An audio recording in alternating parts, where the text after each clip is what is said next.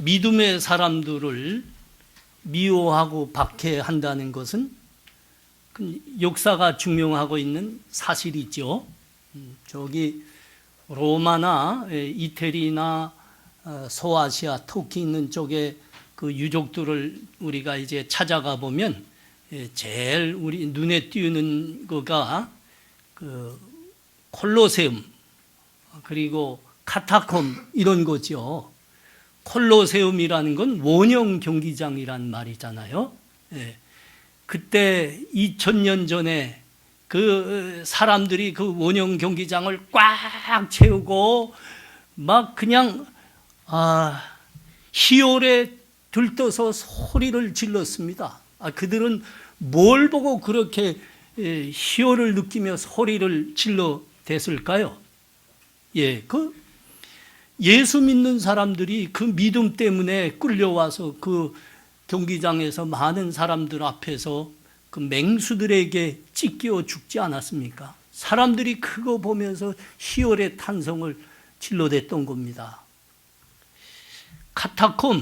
카타콤이란 말은 원래 기독교인 묘지란 소리입니다. 그러니까 크리스천 툼 뭐 이렇게 되죠. 묘지란 소리예요. 그 기독교인들에 대한 박해가 수백 년 동안 계속됐기 때문에 이들이 그 박해 속에서 살 수가 없었습니다. 그래서 그들은 살 곳을 찾다가 땅 속으로 들어갔어야 됐습니다. 굴을 파고 땅 밑으로 들어간 겁니다. 거기서 예배도 드렸고 삶도 거기서 살았고 그 다음에 거기서 죽어서 그곳에 묻혔습니다. 그래서 카타콤이라 했습니다. 그 1969년도 저기 평양 쪽에서 우리나라 저 평안도 쪽에서 아주 대홍수가 있었어요. 대홍수가 있었는데 그러다 보니까 평양이 온 시내가 물에 다 잠겨 버렸습니다. 그때 많은 사람들이 여러 사람들이 잡혀서 죽임을 당했습니다. 굴에 숨어 살던 사람 땅 속에서 그들이 누군가 하면 6.25 때 유엔군을 도와서 싸웠던 사람들인데 유엔군이 이제 남으로 이제 내려가면서 진달래꽃 필 때 다시 돌아오겠다 그렇게 약속했거든요. 근데 진달래꽃이 여러 번 폈는데 돌아오지 않는 겁니다.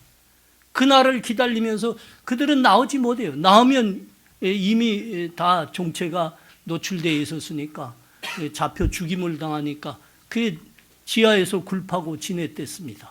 근데 홍수가 나서 그 굴이 모두 물에 잠긴 겁니다.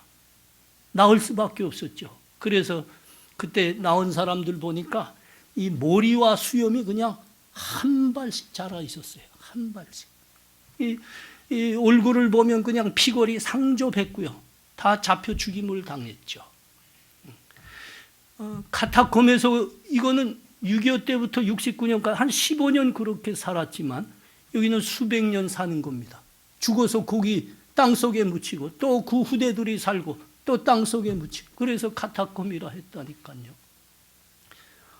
예수 믿는 사람들은 세상에서 박해를 받고 있습니다. 지금도 우리 선교사님 저 파키스탄에 나가서 선교하시는 선교사님들이 이따금씩 그 파키스탄 형제들을 데리고 오잖아요. 그들 이야기를 들어보면 뭐라고 합니까? 그들은 그 이슬람 세계에서 소외된 사람들입니다. 교육을 받을 수 없어요. 가족들에게서 쫓겨납니다. 일터에 뭐 직업 잡을 수도 없어요. 예수 믿는 사람들이라고 받지도 않습니다.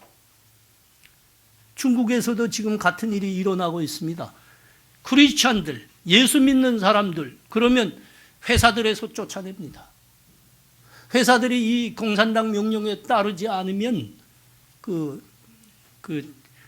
아주 여러 가지 페널티를 주죠. 그렇게 압력을 가죠. 쫓아내지 않을 수밖에 없게. 우리가 이렇게 자유롭게 하나님을 예배한다. 우리가 이 땅에서 자유롭게 신앙생활한다. 여러분 이게 얼마나 큰 은혜인지 모릅니다. 은혜 중에 은혜입니다. 18절과 19절입니다. 세상이 너희를 미워하면 너희보다 먼저 나를 미워한 줄 알라. 너희가 세상에 속하였으면 세상이 자기의 것을 사랑할 것이나 너희는 세상에 속한 자가 아니요 도리어 내가 너희를 세상에서 택하였기 때문에 세상이 너희를 미워하느니라. 세상이 왜 예수 믿는 사람들을 미워하는가, 그 이유를 지금 우리 주님이 말씀하고 계시는 겁니다. 우리 주님의 말씀은 그겁니다. 세상이 너희를 미워할 때 세상이 나를 먼저 미워한 줄 너희가 알라, 그럽니다. 우리 주님이 먼저 받으신 미움이고 박해입니다. 우리 주님 성자 하나님이신데 이 땅에 오셨을 때 어떻게 됐습니까? 오자마자 그분은 저 애굽으로 피난 가지 않으면 안 됐습니다. 왜 그랬죠? 헤롯이 죽이려고 한 겁니다. 그렇게 저 애굽으로가 살아야 됐고요. 우리 주님이 자기 고향 땅에 찾아오셨습니다. 그리고 말씀을 전하시고 계시는데 사람들이 뭐라고 했죠? 자기 고향 사람들입니다. 주님을 용접하지 않는 겁니다. 내가 누구냐 그랬습니다. 박해한 거죠. 그래서 고향을 떠나지 않으면 안 되었습니다. 대제사장들과 장로들과 서기관들이 우리 주님을 부인하고 죽이려고 했습니다. 종례는 십자가에 못 박았죠. 우리 주님이 그런 박해를 받으시면서 이런 말씀을 하셨습니다. 너희는 아래에서 났고 나는 위에서 났으며 너희는 이 세상에 속하였고 나는 이 세상에 속하지 아니하였느니라. 소속이 다른 거죠. 또 말씀하셨습니다. 너희는 너희 아비 마귀에서 났으니 너희 아비의 욕심대로 너희도 행하고자 하느니라. 그는 처음부터 살인자요 진리가 그 속에 없으므로 진리에 서지 못하고 거짓을 말할 때마다 제 것으로 말하나니 이는 그가 거짓말쟁이요 거짓의 아비가 되었음이라. 여러분, 소속이 다른 거예요.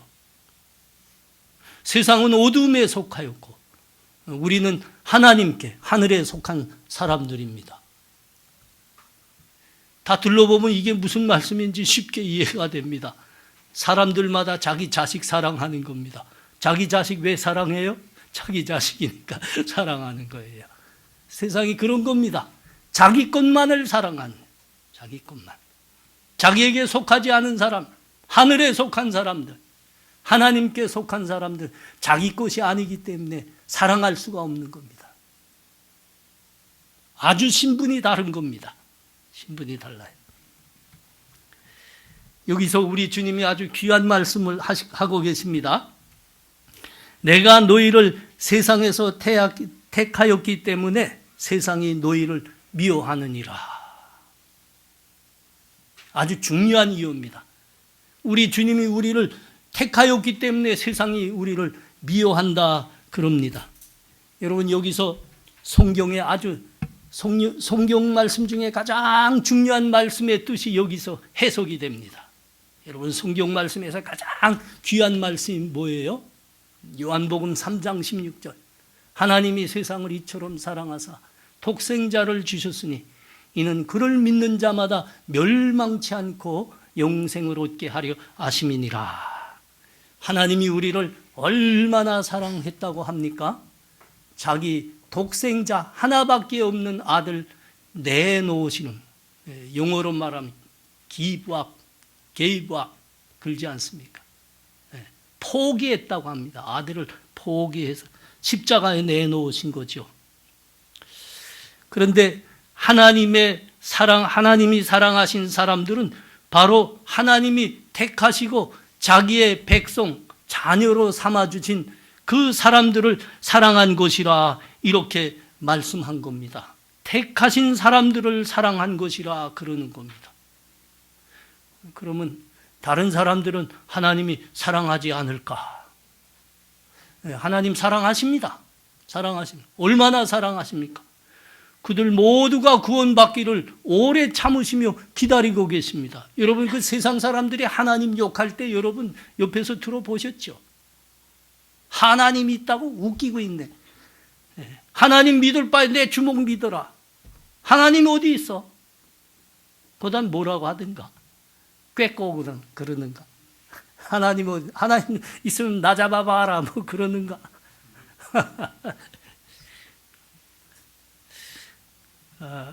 하나님 살아계신 거죠. 그들의 이 조롱과 고부 앞에서, 부인 앞에서 하나님은 왜 침묵하고 계시는 겁니까? 그들도 다 구원받기를 원하시는 겁니다. 그래서 하나님은 참으시고 기다리고 계시는 겁니다. 하나님이 이처럼 사랑하셨다는 이 사랑의 종말론적이고 본질적인 이 말은 하나님이 그 택하신 백성들을 사랑하셨다는 겁니다. 사랑하시되 자기 외아들을 다 내놓으시리만큼 사랑하셨다는 이야기입니다. 여러분, 여기에 우리의 영광이 있고 감사가 있는 겁니다. 여러분, 하나님의 이 주권적인 택하심과 사랑이 없었더라고 하면 우리도 세상의 그 많은 사람들과 함께 오직 썩어질 사망의 운명에서 우리 헤어나지 못하였을 사람들입니다. 그런데 하나님이 우리를 그처럼 사랑함으로 우리가 하나님을 예배하고 하나님의 은혜 속에 살게 되는 그런 영광과 감사를 누리게 된 겁니다. 여러분 20절과 25절을 보시기 바랍니다.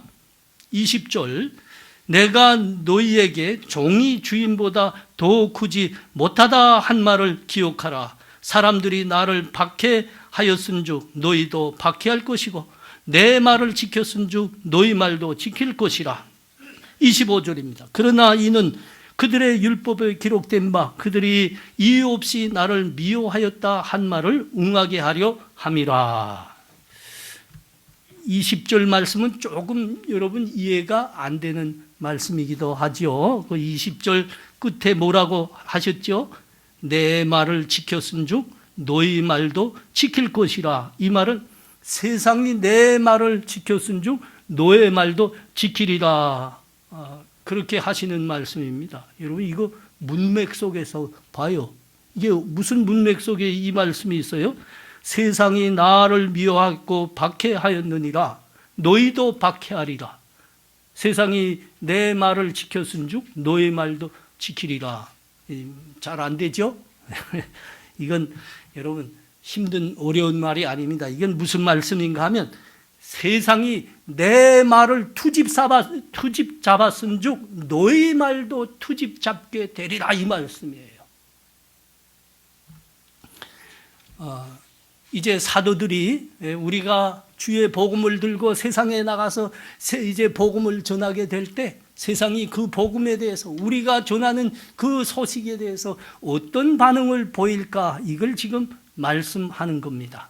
여러분, 세상에서 오래전부터 선지자들과 전도자들이 하나님의 말씀을 전하고 주의 복음을 전할 때 박해를 받았습니다. 너희도 그런 박해를 받게 되리라. 복음 들고 나갈 때 너희도 그런 박해를 받게 되리라. 이 말씀인 겁니다. 세상이 우리 믿는 사람들을 미워하고 박해하게 될 것입니다. 그러나 여러분, 여기서 우리 주님 말씀하신 것처럼 우리가 명심할 것은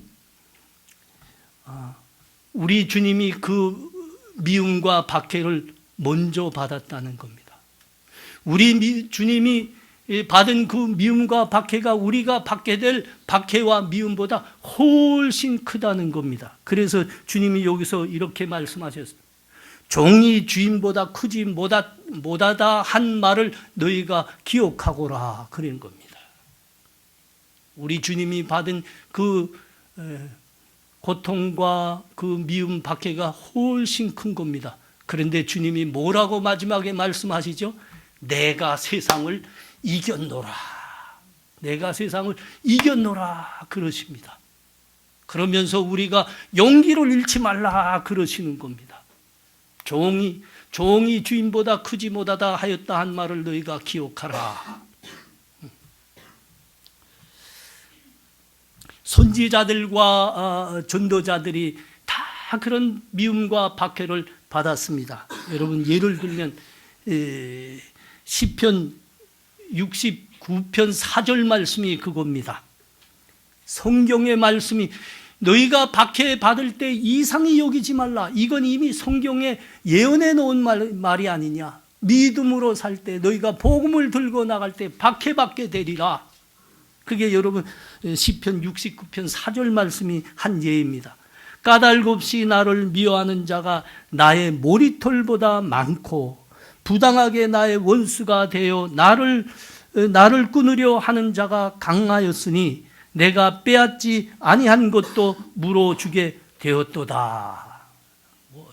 진짜 터무니없이 박해받게 되리라. 이 말씀을 예언한 말씀인 거예요. 그러나 주님이 우리한테 말씀하십니다. 내가 세상을 이겼노라. 너희가 용기를 가지고라. 주님은 세상이 우리를 미워하리라 하는 말씀만 하신 것이 아닙니다. 여러분 이 말씀도 하고 계십니다. 22절과 23절 보십시오. 내가 와서 그들에게 말하지 아니하였더라면 죄가 없었으려니와 지금은 그 죄를 핑계할 수 없으리라. 나를 미워하는 자는 또 내 아버지를 미워하느니라. 예수를 미워하는 자, 우리도 미워하게 되리라. 예수를 미워하고 우리를 미워하는 자는 하나님을 미워하는 자니라. 그렇게 말씀하신 겁니다. 여러분 이 말씀은 예수를 미워하고 믿는 자들을 미워하는 자들은 반드시 심판을 면할 수 없으리라. 이것을 선언한 말씀이에요. 종말론적으로 반드시 그 심판을 받게 되리라. 이 말씀하는 겁니다.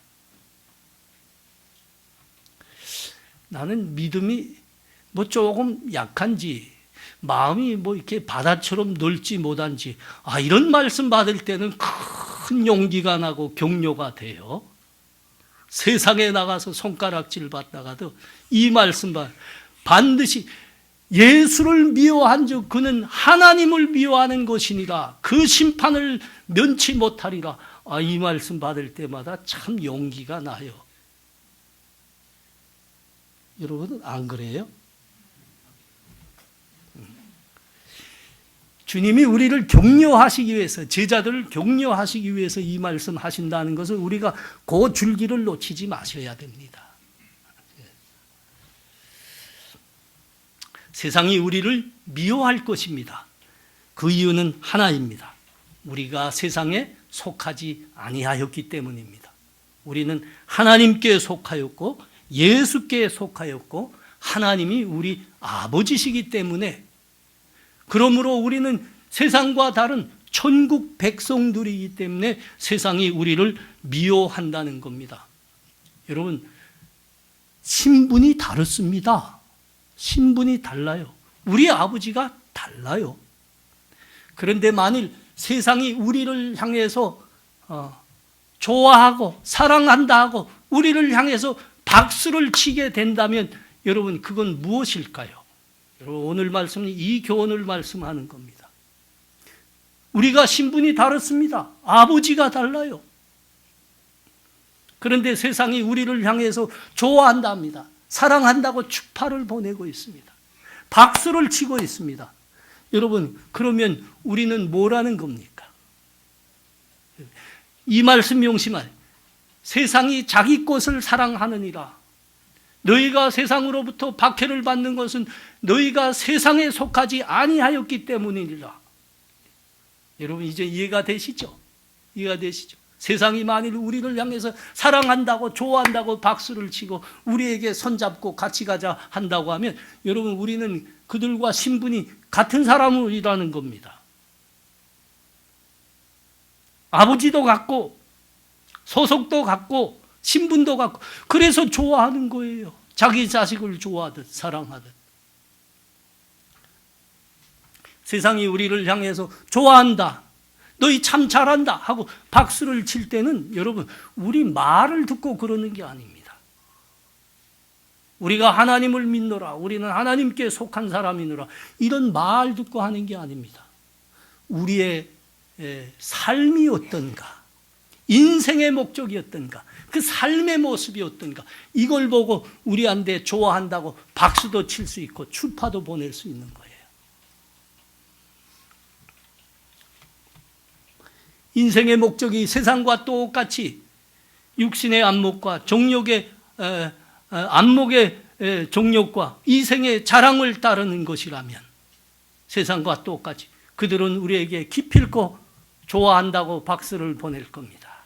잘한다고 환호할 겁니다. 같이 가자고 손잡자고 손을 내밀 겁니다. 세상이 우리를 미워할 때는 딱 한 가지 경험입니다. 그들의 삶을 보니까, 그들의 인생을 보니까 자기들과 다른 거예요. 진짜 이 사람들은 그들의 고백처럼 자기들과 다른 거예요. 세상에 속하지 않고 하늘에 속한 사람이에요. 어둠의 세력이 아비가 아니고 하나님이 그 아버지신 겁니다. 삶을 보니까 그러는 거예요. 자기들과 다르게 살거든요. 우리 교회 선교사님 아닙니까? 파키스탄에 파견된, 파송된 그 선교사님. 이분이 대학 졸업하고 배치받은 곳이 세무소입니다. 세무소. 그것도 그 세무사들이, 그 세무공무원들이 다 국세청 공무원으로 돼서 이제 세무사소에 배치받았는데 누구나 다 부러워하는, 그때로 말하면 그 아주 노른자이라고 하는 종로 세무소로 배치받았습니다. 딱 가보니까 정말 이 사람들이, 세무공무원들이 자기하고 너무 생각이 다른 거예요. 나는 예수 믿는 사람입니다. 그래서 말씀대로 삽니다. 이런 마음을 갖고 있는데 너무 다른 거예요. 그냥 그 세무공무원으로 그냥 가만한 특별한 무슨 뭐 활동하지 않고 가만히 그 공부만 집행해도 1년만 지나면 아파트 한 채가 나오는 거예요. 그거 할 수 없었던 겁니다. 그래서 절대로 뇌물을 안 받았습니다. 절대로 뇌물을 안 받고, 그러니까 얼마 지나니까 같은 그 공무원, 동료 공무원들이 고리를 두드려요. 접근을 안 하더래요. 그래도 그냥 그대로 바르게 사니까 그 다음엔 미워하더래요. 미워하더래요. 미워하면 어떻게 됩니까? 다른 데로 발령을 하더래요. 다른 데. 그래서 저기 하동 세무소라는데 뭐 말하자면 쫓겨간 거예요. 종로 세무소에서 그쪽으로 가면 쫓겨간 거지. 거기 가니까 거기도 또 비슷하더랍니다. 그래도 나는 예수 믿는 사람입니다. 그래서 그대로 뇌물 받지 않고 살았습니다. 그러니까 또 미워하더래요. 또 보내더래요. 그래서 저 호남 저 끝자락에 있는 어느 보이지도 않는 세무소에 갔대요. 거기 가서도 그렇게 또 바로 했답니다. 그러니까 하나님이 그러니까 보시다가 그 자리에 두시지 않고 하나님의 종으로 부르시더랍니다. 그래서 신학교 가게 됐고 선교사 되게 된 거죠. 이분의 삶을 보면 참 우리 한국 교회의 선교의 고장의 반열에 들어가 있습니다. 참 귀하게 선교하십니다. 아마 이제 후대들이 우리 지금 한국 교회사를 정리할 때 이 선교사님쯤은 아마 크게 기록되지 않을까 그런 생각을 합니다. 얼마나 참 복음을 잘 전하고 온 생애를 바치는지 참 많은 그 나라에서 복음이 이분 때문에 많이 전파됐습니다. 정말 많이 전파됐습니다. 요새 우리 교회 주변을 이렇게 보니까 주차 문제가 좀 심각해요. 주차 문제가 좀 복잡합니다. 지역 주민들이 뭐 요 주변에서 주차 문제 하면 그냥 우리 교회에다가 그냥 항의 전화를 합니다. 주차 문제 하면 교회 때문에 발생했대요. 교회 때문에. 우리가 잘 아시잖아요. 이 광고도 여러 번 했기 때문에 우리 교회 예배 나오는 분들쯤은 그 이렇게 세우지 말라고 주차 금지 해놓은 데는 안 세웁니다. 예, 저희가 알아요. 우리가 다 여러 번 부탁드렸기 때문에 우리 믿음으로 그렇게 안 합니다. 그런데 요 며칠 전에도 항의 전화가 왔는데 우리 저 부목사님이 전화 받는데 아이고 못 들어주겠어요. 뭐 항의 전화를 하는데 현대 문명인이 하는 전화일까 이렇게 의심할 정도입니다. 험한 말을 무례하고 막말 욕까지 막 해대요. 나이도 그렇게 많은 것 같지 않은데 아니라고 하는데도 이 사람 다 공부하는 분들입니다. 이런 데쯤 살면 다 공부한 분들이지. 상식도 있고 이분들이 다른 데 전화할 때 절대로 이렇게 안 합니다. 예의 지키고 상식 있게 전화합니다. 그런데 우리한테 그렇게 해대더라고요. 우리가 아닌데도.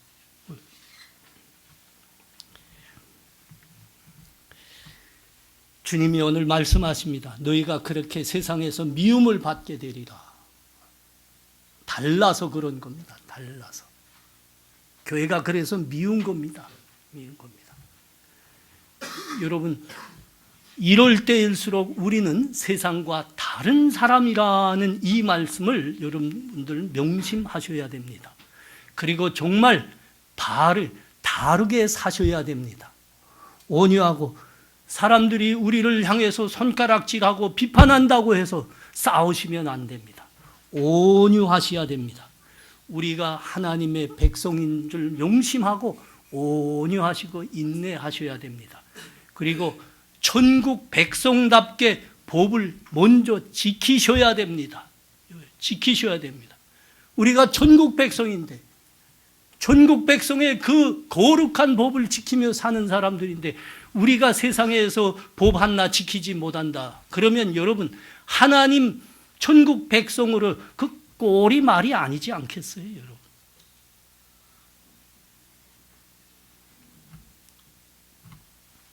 베드로전서 2장 19절과 20절 말씀 보십시오. 베드로전서 2장 19절과 20절 말씀.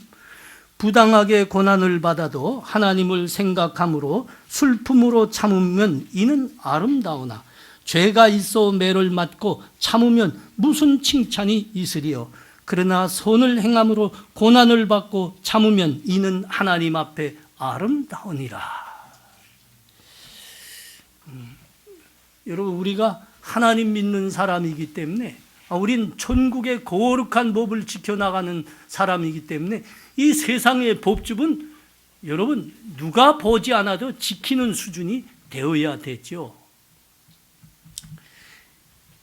세상 법을 하나님의 백성이면서도 세상 법을 어기고 세상 사람들처럼 막 살다가 여러분 사람들로부터 이렇게 비판을 받고 지적을 받고 어떤 제재를 받게 된다면 어떤 사람들은 그 상황 속에서도 내가 교회 다니는 사람이기 때문에 나 박해받는다 이렇게 말하는 사람들이 종종 있더라고요. 여러분 그거는 교회 다니기 때문에 받는 박해가 아니고요. 마땅한 비판이고 마땅한 벌입니다. 오늘 뭐라고 성경이 말씀하고 있습니까? 너희가 고난을 받아도 아름다운 고난을 받거라 그러는 겁니다. 하나님의 백성으로 거룩하게 살다가 세상으로 박해를 받고 비판을 받게 된다면 그것은 아름다우니라. 하나님의 칭찬이 있는 박해니라. 하나님으로부터 상급이 있는 박해니라 그러는 거예요. 그게 아름다운 박해입니다. 아름다운 고난이고. 여러분 우리가 세상에서 비판을 받고 손가락질을 받아도 여러분 우린 아름다운 고난을 받으셔야 됩니다. 아름다운. 하나님이 칭찬하실 수 있는 것을 받아야 됩니다. 세상법 어기고 받는 비판과 여러분 제재는 그거는 마땅한 겁니다. 여러분.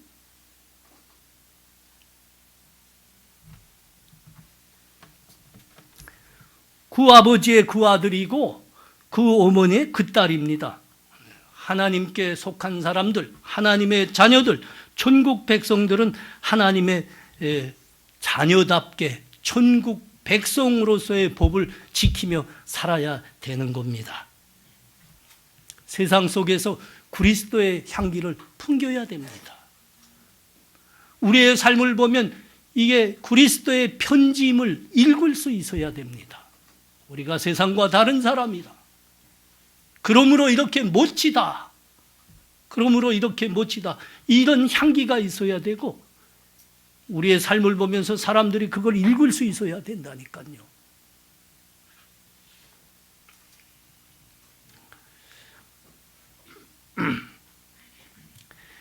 세상은 어두운 영, 유혹의 영, 마귀의 영을 따라 육신의 정욕과 안목의 정욕과 이생의 자랑을 따라 삽니다.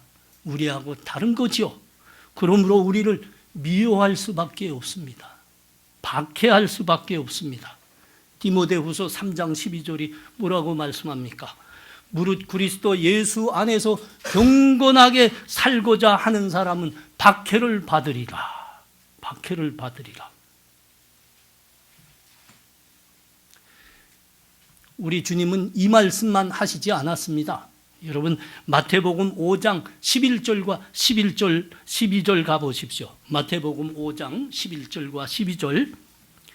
나로 말미암아 너희를 욕하고 박해하고 거짓으로 너희를 거슬러 모든 악한 말을 할 때에는 너희에게 복이 있나니 기뻐하고 즐거워하라. 하늘에서 너희의 상이 큼이라. 너희 전에 있던 선지자들도 이같이 박해하였느니라. 여러분 우리가 세상으로부터 미움받고 박해를 받을 때는 기뻐하고 즐거워하라 하십니다. 그 이유가 뭐죠? 하늘에서 너의 상이 크민이라. 주님이 그렇게 말씀하신 겁니다. 이건 주님의 약속입니다. 주님의 약속입니다. 사도 바울이 갈라디아 교인들에게 편지를 보내면서 그들이 복음을 따라 믿음에 서서 살지 못하고 있는 것을 안타까워했습니다. 안타까워하면서 마지막에 이 말씀 한마디를 남겼습니다. 갈라디아서 6장 17절에 그 말씀이 그대로 기록되어 있는데 이후로는 누구든지 나를 괴롭게 하지 말라. 내가 내 몸에 예수의 흔적을 지니고 있노라. 사도 바울이 그 몸에 예수의 흔적을 지녔다 합니다. 우리가 다 알고 있습니다. 어떤 예수의 흔적을 갖고 있는지. 사도 바울은 일생 주의 나라와 복음을 위해서 두렸던 사람입니다. 그 복음 전하는 것 때문에 세상으로부터 말할 수 없는 박해와 핍박을 받았습니다. 매를 수없이 맞았고요, 돌로 맞았고 태장으로 맞았고 수많은 비난을 당했고 박해를 당했습니다. 그 흔적이 그의 몸에 그대로 남아 있었습니다. 사도 바울은 그것을 예수의 흔적이라 그랬습니다. 예수의 흔적이라. 사도 바울은 그렇게 매맞고 박해받고 그 몸에 상처를 지니게 되었는데 사도 바울은 그것을 부끄럽게 생각하지 않았습니다. 억울하게도 생각하지 않았습니다. 우리 주님 당부하신 것처럼 그것을 예수의 흔적으로 기쁨과 영광의 흔적으로 생각했습니다. 그리고 갈라디아 교인들에게 그렇게 호소하는 겁니다. 나와 함께 예수의 흔적을 함께 지니자. 우리 같이 예수의 백성으로 거룩하게 살자.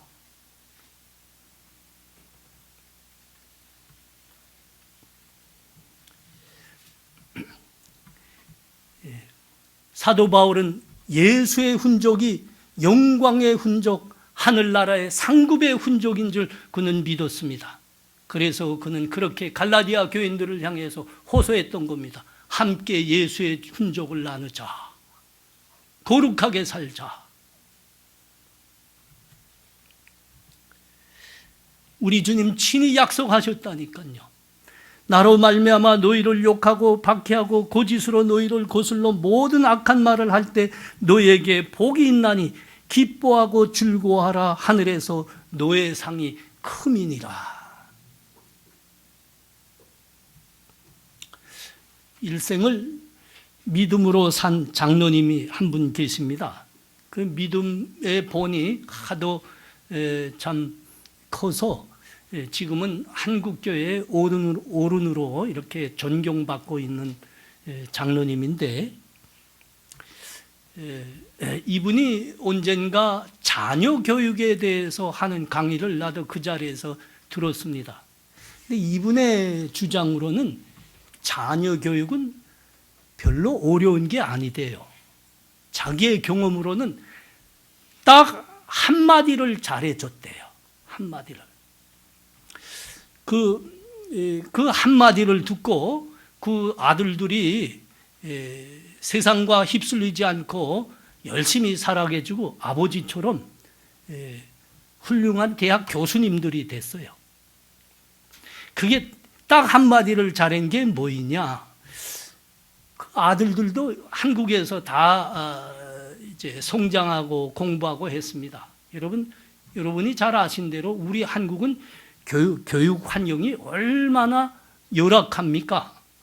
참 한국 교회처럼 이 교육이 엉망인 데가 없어요. 사교육이 그렇게 판을 치고요.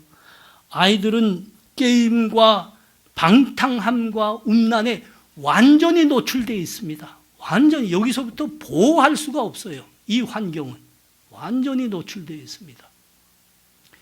그 아들들도, 그 장로님 아들들도 거기 노출되어 있으니까 그대로 따라 사는 거죠. 그냥 학교 갔다 오면 게임만 하려고 하고 친구들과 어울려서 나쁜 짓 하려고 하고 그러는 겁니다. 그때마다 장로님이 그 아들들 데려다가 세워놓고 그랬답니다. 딱 한마디 하는 겁니다. 너희는 세상과 다르다. 너희는 특별한 아이들이다. 우리 가정은 하나님을 믿는 가정이 아니냐. 그러므로 너희는 세상과 다른 아이들이야. 꿈이 달라야 돼, 세상과. 요 한마디를 해줬답니다. 요 한마디. 게임을 하려고 할 때마다. 그 친구들과 휩쓸려서 음란한 장소에 가고 못된 짓 하러 가고 그럴 때마다 불러다가 그 한마디를 했답니다. 너희는 세상과 달라. 우리는 하나님을 믿는 사람이니까 너희 인생은 달라야 돼. 요 말 한마디를 했답니다. 감사하게 애들이 이 말을 알아들었답니다. 그래서 하고 싶은 게임에서 떨어졌답니다. 친구들과 어울려서 못된 짓 하지 않고 공부했답니다. 학원 간 게 아니에요. 공부했다. 운동했답니다. 종래 이들이 훌륭하게 됐습니다. 다 학위까지 받은 거예요. 이젠 일터에 나가게 된 거예요. 뭐 하고 싶냐? 나 교수했으면 좋겠습니다. 그래서 그 어느 대학에다가 교수 지원서를 이렇게 였는데 보니까 경쟁자들이 그냥 만만치 않더래요. 뭐 학위들이 다 쟁쟁하고 자기보다 다 훌륭하더랍니다. 고민이 좀 됐습니다. 그 장로님이 아버지인데 한참 그 아들을 지켜보다가 마침 보니까 그 아들이 지원서를 놓은 그 대학의 총장이 아주 절친한 장로님 친구입니다. 그때 장로님도 어느 대학 총장을 하고 있었고, 그래서 아들한테다 이야기했습니다. 내가 그 친구한테다가 전화 한 통 넣어줄까? 그러니까 그 아들이 펄쩍 뛰더라고요. 아버지 무슨 말씀 하십니까? 안 돼도 실력을 하셔야 됩니다. 이건 아버지가 하신 말씀 아닙니까? 그러지 마. 나 혼자 실력을 할게요. 근데 그 대학에 된 거예요. 여러분, 우리가 세상에서 하나님의 자녀로 천국 백성으로 세상과 다르게 거룩하게 사는 데는 우리 혼자 사는 게 아닙니다. 하나님이 아버지로 함께 하십니다. 우리 주님이 인생의 주인으로 함께 해 주십니다. 그러므로 여러분, 세상과 다르고 거룩하게 사는 그 삶에만 하나님의 은혜와 복이 함께 하는 겁니다. 여러분 이 믿음으로 사시기를 바랍니다. 거룩하게 사셔야 됩니다. 하나님의 백성으로. 이 삶에는 하나님의 은혜가 함께합니다. 기도합니다.